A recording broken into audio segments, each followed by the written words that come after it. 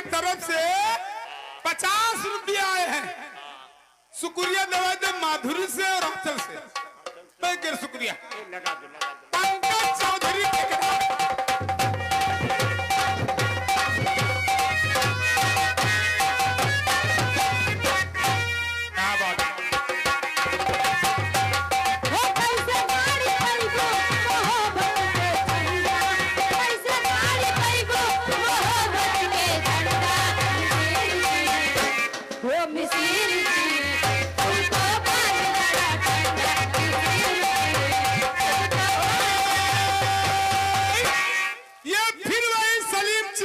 तरफ से 50 रुपया फिर आए।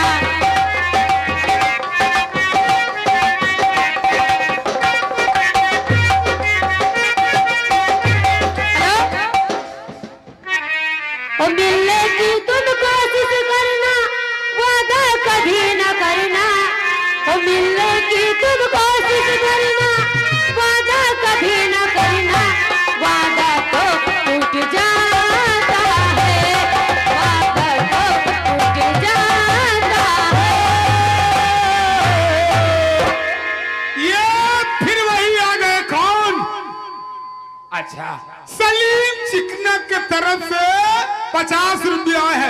ए माधुरी, अब इतनी देर तक आंचल बहुत दिन बैग गिर गौने वाली चाल में कि तुम दे दो। कौन? अच्छा, और सुन लो, गौने वाली चाल में शुक्रिया वहारे दे हो।